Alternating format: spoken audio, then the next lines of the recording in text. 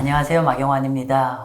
오늘은 제가 지난 5월 7일 날 유튜브 구독자들 대상으로 제가 최근에 어떤 글로벌 시장이나 뭐 이런 주요 내용에 대해서 라이브 세미나를 한 내용을 중요 부분을 여러분도 보실 수 있게 제가 좀 공유를 드리고자 합니다. 여러분 투자에 좀 도움이 되셨으면 좋겠습니다.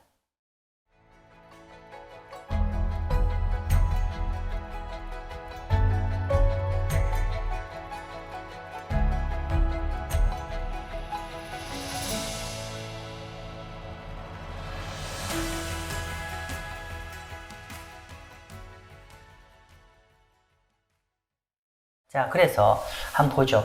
일단은 이게 어제 나온 자료인데, 블룸버그에서 이제 컨센서스입니다. 블룸버그 컨센서스 금년도에 어떻게 될 건지에 대한 전망인데, 최근에 어떻게 되죠? 그러니까 미국의 성장률은 계속 꺾이고 있습니다. 성장률 전망에 대한 컨센서스는 계속 꺾이고 있고, 그리고 코어 PCE는 계속 올라가고 있습니다. 자, 이렇게 우리가 기본적으로 전문가 집단의 미국의 이제 두 가지 축, 물가와 성장률. 계속 말씀드렸지만, 물가에 대해서는 약간 좀 올라가는 쪽의 방향이고, 증가할 방향이고, 그리고, 반면에 이제 성장률은 꽤나 급격하게 둔화되는 컨센서스다. 그러면 이게, 이 방향은 스태그플레이션이거든요. 어쨌건 간에. 근데, 자, 그래서 요즘 제가 자주 드리는, 제가 밀고 있는 멘트입니다. 뭐냐면 소프트 데이터와 하드 데이터라는 멘트를 제가 밀고 있죠. 아마 이제 제 수업 듣는 분들이 이게 익숙하실 텐데, 소프트 데이터는 이런 거예요. 소프트 데이터는 경기에 대한 서베이, 예를 들면 컨퍼런스 보드 서베이 자료라든지 미시간 소비자 심리 지표라든지 ISM 제조업 지표라든지 향후의 경제가 어떻겠습니까? 또는 당신이 지갑을 열 겁니까? 뭐 이런 얘기들입니다. 이게 소프트 데이터고요. 하드 데이터는 실제 경제 성적표 이렇게 됩니다. 자, 그런데 최근에 요번에 주가가 크게 급락했던 이유는 뭐냐면은 도널드 트럼프의 관세 정책으로 인해서 소프트 데이터가 굉장히 안 좋게 나오고 있어요.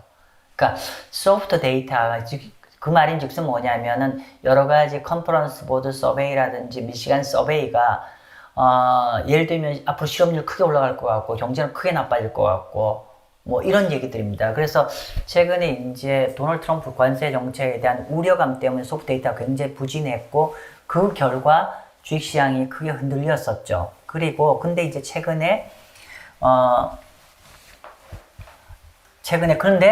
우리 두 가지. 첫 번째로는, 아까 말씀드렸지만 90일 그 관세 이슈, 그러니까 연기 발표가 있었고, 두 번째로는 제가 이제 수업 시간에 자주 얘기하는 건데, 현재 발표되는, 리얼 데이터 또는 현재 시점에 발표되는 경제 데이터는 still okay. 예를 들면은, 난방 페이롤 같은 경우에 라든지 미국의 실업률이라든지 뭐 이런 것들이나 유튜브에서는 제가 커뮤니티 게시글로만 간단히 코멘트가 있었고 실제로 자세한 이제 1, 4분기 GDP 성장률에 많이 나온 거에 대한 설명을 그거는 이제 제가 실전 클래스 설명드린 것 같은데 그냥 간단히 말씀드리면 1, 4분기 GDP 성장률은 마이너스가 나왔지만은 기본적으로 내용적으로 뜯어보면은 별 문제 안 되는 거였다. 그래서 어쨌건 간에 사실 근데 이거를 제가 실제로 1, 4분기 GDP 발표되기 전에 제가 거의 2주일 전에 저희 실전 클래스 미리 좀 예상을 했어요. 이번에 GDP가 아마 마이너스 나올 확률이 있는데 Don't worry. 걱정하지 마세요. 왜냐하면은 관세가 발표 나기 전에 어떤 선제적으로 수입을 많이 하는 영향이니까 그러니까 넷 엑스포트가 마이너스 즉 수입을 많이 하게 되면 GDP가 마이너스로 그러니까 부정적으로 가거든요. 그거의 영향일 거기 때문에 걱정하지 마십시오라는데 아니니까 그렇게 결과가 나왔고 어쨌건 간에 지금 여기 보시면요. 여기 보시면은 지금 여기 소프트 데이터는 최근에 이렇게 계속 더 나빠지고 있어요. 소프트 데이터는 되게 나빠지고 있는데 하드 데이터는 딱히 더 나빠지고 있지 않아요. 그래서 최근에 시장에서 아까 90일 관세 유예 조치와 더불어 하드 데이터가 여전히 괜찮기 때문에 시장은, 주식시장은 그렇게 반응하고 있다. 그런데 여러분 그거 아셔야 됩니다. 소프트 데이터가 하드 데이터의 선행지표입니다. 즉, 소프트 데이터가 나빠지고 일정한 시점이 경과하게 되면 하드 데이터도 나빠지게 된다. 그죠? 그렇기 때문에 그러면 대충 우리가 한번 생각을 해본다라고 하면은 제가 정확할 수는 없겠지만은 우리가 도널드 트럼프의 관세 정책에 특히 이제 상호 관세 이슈가 4월 초에 터졌잖아요.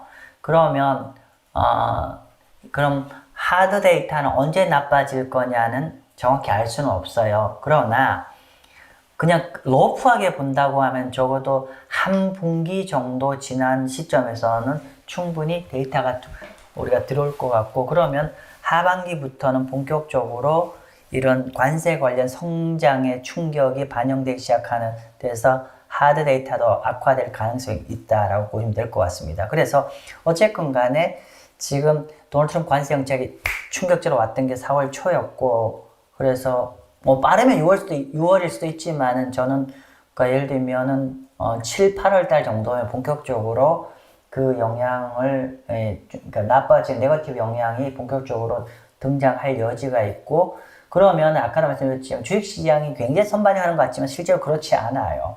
그렇지 않아요, 여러분. 그래서 막상 우리가 주식시장이 왜 안 내려갑니까? 최근에 왜 안 내려가고 합니까? 뭐냐면은 우리가 지금 하드 데이터가 나빠질 것 같지만 아직 나빠진 성적표를 안 갖고 있거든. 현재 우리가 표현했는데 우리가 현재 헤드라인은 아직 오케이이기 때문에 그런 겁니다. 그래서 그거는 우리가 염두에 두시면 좋을 것 같습니다. 자, 그래서 조금 전에 말씀드린 대로 1, 4분기 GDP가 왜 괜찮았냐라고 하면은 방금 제가 말씀드린 거예요. 요겁니다. 1, 4분기 GDP가 GDP가 마이너스가 되었고, 그리고 나머지 경제 현재 매크로 데이터가 왜 아직 여전히 오케이냐면은 여기 있어요. 테리프 프론트 러닝, 즉 관세를 앞두고 예를 들면 영화 읽어볼게요. 관세를 앞두고 여기 보면은 수입 물건이 수입이 최근에 급증을 했었죠. 즉 앞으로 관세가 높아질 거니까 현재 좀 싼 가격에서 빨리 사갖고 수입업자면 빨리 사서 재고 잔뜩 쌓아놓으면 나중에 비싸게 팔 수 있잖아요. 그러면 어떻게 되냐면 미국 쪽 입장에서는 갑자기 이렇게 확 수입하게 되면은 아까 말씀드린 대로 미국의 GDP에는 부정적으로 미치지만은 글로벌 시장에는 숏텀으로 예를 들면 원래는 100원 팔아야 될 건데 원래 100원 팔아야 되는데 미국에서 관세가 터질 거라 해서 200을 수입을 갑자기 해줘요. 그러면 현재 시점에 수출업자들의 성적표 굿이죠. 그렇게 이해하시면 된다는 거예요. 자, 보세요. 컨슈머 컨피던스인데 보면은 여기가 연소득 10만 불 이상 그리고 연소득 10만 불 이하인데 모두 다 지금 미국 소비자들의 심리가 최근에 확연히 꺾이고 있죠. 보시면 서베이인데 이 꺾인 자료 보시면 거의 리만 사태 정도 수준으로 굉장히 많이 미국 소비자들이 소비 의욕을 지금 상실하고 있는 중이고, 그 또 하나 이 사람들이 생각할 때 소비자들이 향후 12달 안에 미국의 실업률이 더 늘 거냐라고 질문했더니만 놀라운 건 보세요. 원래 일반 소비자를 생각할 때 앞으로 향후 1년 안에 실업률 좀 증가할까요? 라고 하니까 이때는 한 10명 중에 3명만 이렇게 답했는데 지금은 10명 중에 7명은 앞으로 미국 실업률이 올라갈 거라고 전망하고 있어요.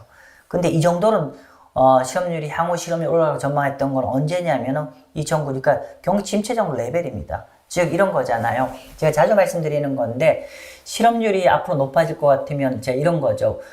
만약에 이제 제가 직장 생활을 하질 않지만 만약 여러분들이 직장 생활을 하는데 앞으로 내가 회사에서 잘릴 가능성이 있다라고 보이면은 먼저 하는 게 뭐냐면은 소비를 줄이잖아요. 소비를 줄이고 저축을 늘려야 되는 거잖아요. 이게 현재 미국의 상황이란 그 얘기입니다.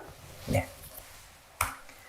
자, 제가 이 부분은 뭐 이런 거죠. 그러니까 미국 얘기할 때 이런 건데 이미 다 잘 아는 얘기입니다. 최근 한 5년 정도의 미국의 노동시장은 기본적으로 이렇게 미국 내국인보다는 외국 노동자들이 미국 노동 공급의 절대 부분을 차지했는데, 이렇게 차지했었는데, 요번에 트럼프가 뭐 하죠? 불법 이민자에 대한 완전히 지금 막으려고 하잖아요. 그러다 보니 최근에 이런 그 불법 이민자가 급감을 하게 됩니다. 급감을 하게 되면 어떻게 된다? 기본적으로 일단은 미국 기업들 입장에서는 저가의 노동을 쓸 수 있는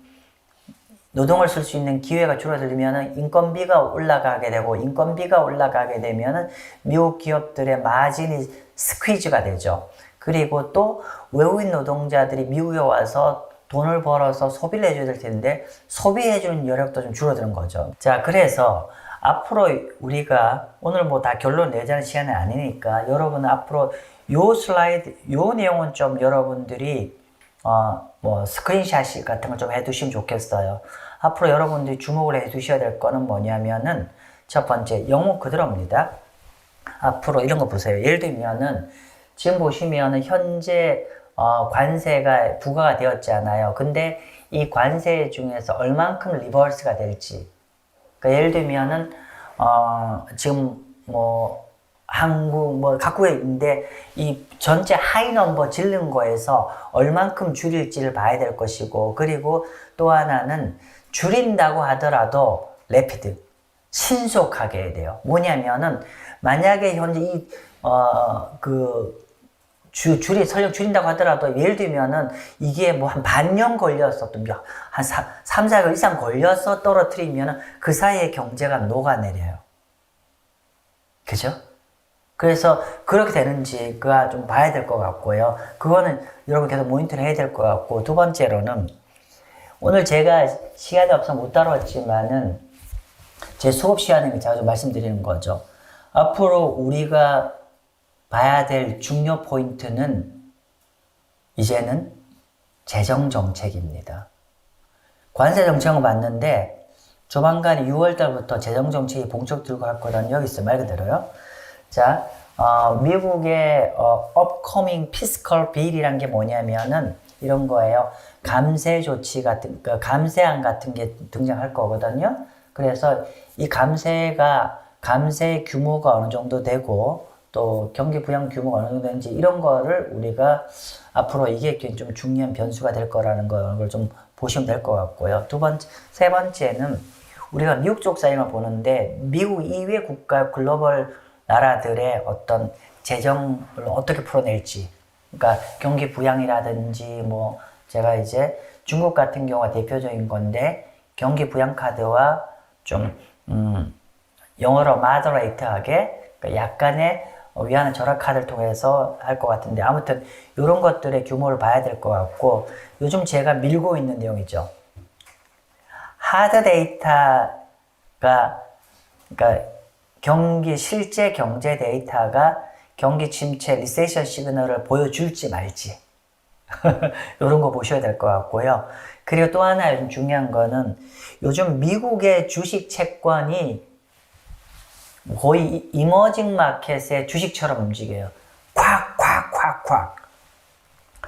이게 계속 이렇게 갈지 아니면은 어느 정도 안정을 띨지, 이렇게 한 5가지 매크로 데이터에 대해서 앞으로 우리가 관심을 갖고 방향을 보시면 좋을 것 같다. 자, 이 자료는 과거에 이제 주식 끝났습니다. 쭉 간단 끝냈고요. 그 다음에 지금 이 자료는 연준금리가 그러니까 1970년대 이후에 연준금리 인하 사이클일 때 보니까 결론은 뭐 한 7, 8번 더 되는군요. 하나, 둘, 셋, 넷, 다섯, 여섯, 일곱, 여덟, 9번 정도 되는데 소프트 랜딩으로 끝난 적은 3차례밖에 없다, 그 얘기입니다. 그러니까 소프트 랜딩이라는 건 금리 인하 얼마 안 하고 경제가 잘 해결된 거.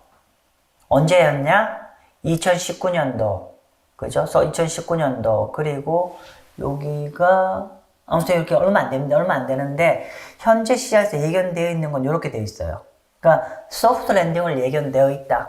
그런데 실제로 과거의 역사를 보면은 연준 금리 인하 사이클의 소프트 랜딩이라는 건 정말로 통계적으로 쉽지 않은 얘기다. 제가 그런 얘기를 했잖아요. 그러니까 이게 정말 소프트 랜딩이라는 거는 모든 것들이 뭐 바람도 맞아야 되고 평지에 뭐 이런 것도 없어져야 되는데 이 소프트 랜딩은 정말로 이렇게 안전하게 착지하는 건 결코 쉽지 않은 얘기고 그런데 이 안전하게 착지를 하려고 하면은 결국 연준이 도와줘야 되는데 연준이 지금 인플레이션 때문에 두 손 두 발이 묶여 있기 때문에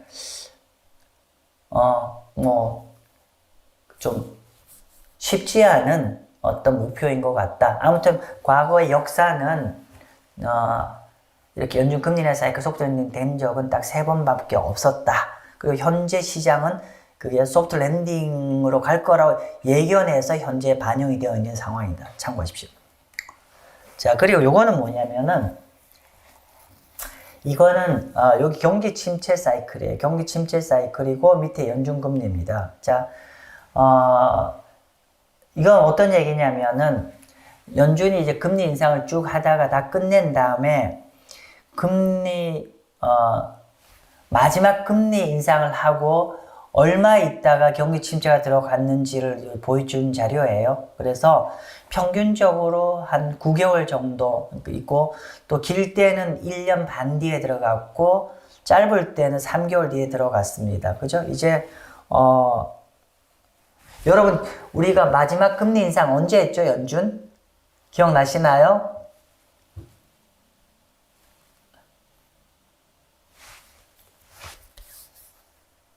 댓글 달아주세요. 기억 안 나시나요? 아무 답을 안 주시는데요? 네.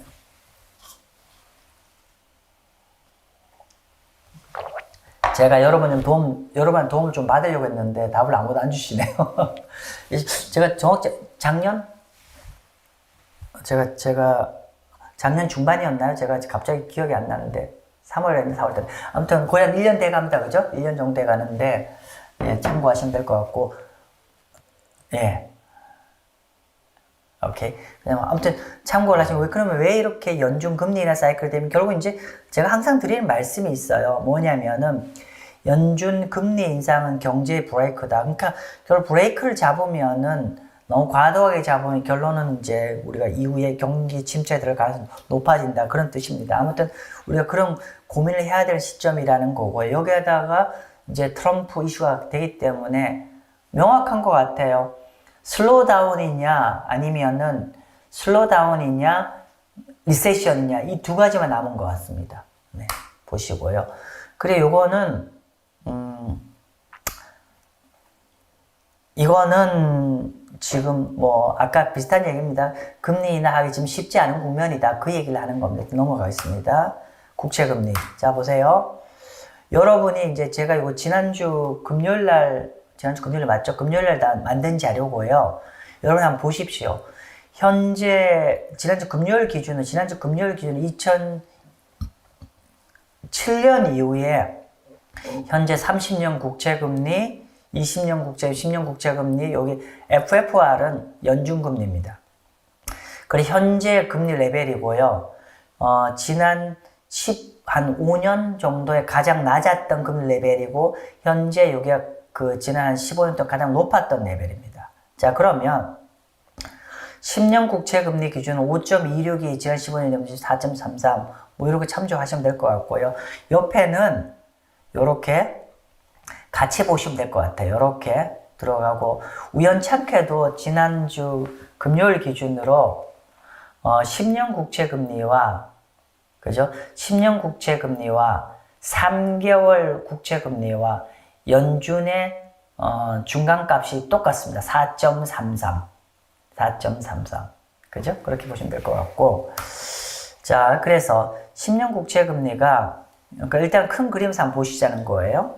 그래서 여기 2020년 8월 4일 날 0.52 그리고 현재 0.33이네요. 지난주 금요일 기준으로.